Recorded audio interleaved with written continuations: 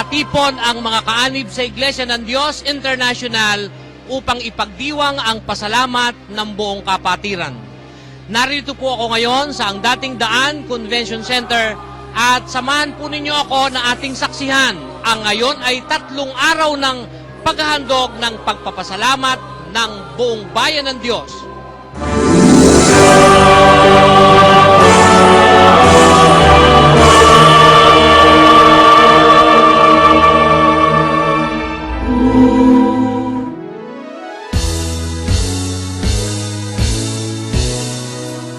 Puno at halos hindi magkasya ang mga naririto sa ang dating Daan Convention Center dahil sa dami ng mga kapatid. Pero magpa-shoutout po tayo. Sino gusto mag-shoutout? Tasan!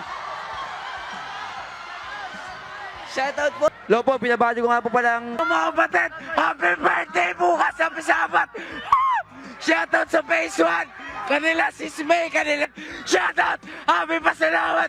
Amen.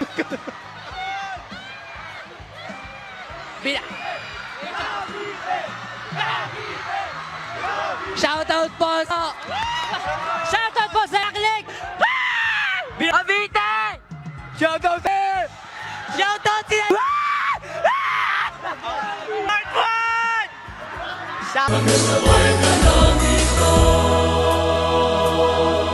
Gusto ko lang po sanang humingi ng advice galing po sa inyo. Nagsagawa rin ng malawakang konsultasyon ng ikalawang araw ng pagkakatipon kung saan binigyang katugunan ni kapatid na Eli ang mga kapatid na may mga katanungan at suliranin sa pananampalataya. Sa awa tulong po ng Diyos, pagkatapos po ako'y Ang pagbubukas ng open forum na ito, pagbubukas na rin ng aming mga puso at kalooban sa inyo. Sabi nga ni Pablo, buksan niyo sa amin ang inyong mga puso. Buksan niyo sa amin ang inyong mga puso. Nakasulat yan sa Korinto. Hindi namin dinaya ang sinuman, hindi namin pinasama ang sinuman, hindi namin iinapi ang sinuman, ang sabi ni Pablo. Walang relihiyong ganito na nagbibigay ng pagkakataon sa mga kapatid na sa kanilang mga miyembro na magsalita. Di ba dapat lagi tayong handa ng pagsagot sa bawat tao na humihingi ng katwiran? Tandaan mo, nung magsabi si Pedro, hindi sinabi ni Pedro na lagi tayong handa ng pagsagot at tinuturuan niya yung mga kapatid. Di ba? Kausap ni Pedro mga kapatid na lagi kayong handa ng pagsagot. Ba dapat pala mga kapatid, lagi kayong handa ng pagsagot. Bakit? Kasi hindi lang naman sila Pedro ang sasagot. Dapat kayo, handa din kayong sumagot. Marami po akong natutunan. Masaya po. Masaya-saya nga po dito na parang hindi ako naninibago or what. Parang feeling ko at home ako. Ako po yung naliligayahin sapagkat sobrang dami po ko pong natutunan na hindi ko po natutunan sa reliyon namin. Nakikita ko po na talagang concerned sila na masave yung kaluluwa ng mga tao. Sinasabi nila lahat ng nakasulat sa Biblia at ina-explain ito para sa mga tao.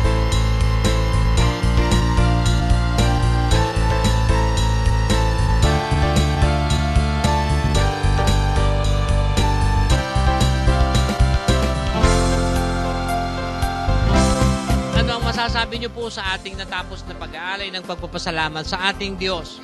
Ang aking pong masasabi ay halos walang kaulilip na kaligayahan ang aking darama. Lalo't na yung mga huling pangungusap na binitawan ng ating tagapamahalang si Brother Eli Soriano ay lubos ang aking kaligayahan sapagkat yung aral na aking natutunan sa ngayon ay hindi ko pa natagpuan kahit kaninong pastor sa tanang buhay ko. Labis po ang kasiyahan namin na nakarating kami rito at 3 araw na nagpasalamat sa Diyos.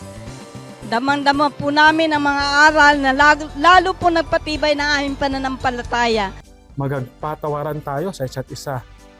Kung ano naman po, Brad Raymond, ano naman po ay yung takeaway? Ang takeaway ko po ngayong prayer meeting, kung tayo po yung mga kapatid ni Kristo, tayo ay gumagawa ng kalooban ng Diyos. Doon natin makilala na tayo yung mga kapatid ni Kristo. Kaya na nakasulat sa Mateo 12, 48 hanggang 50. Tesalonica 2:14-13.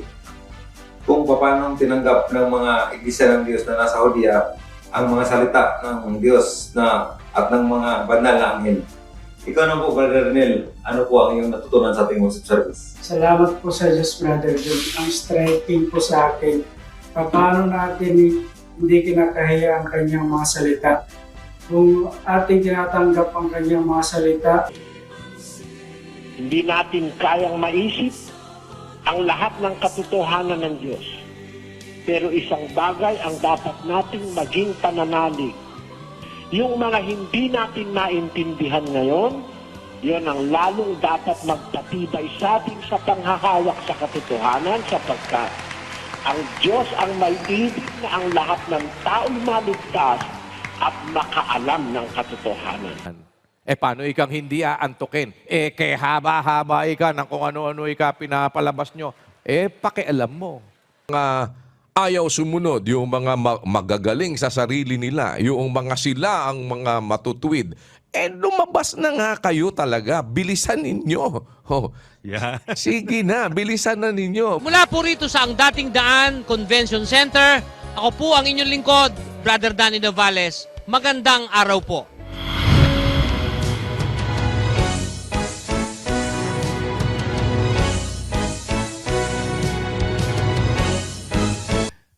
Ay, wala na ika.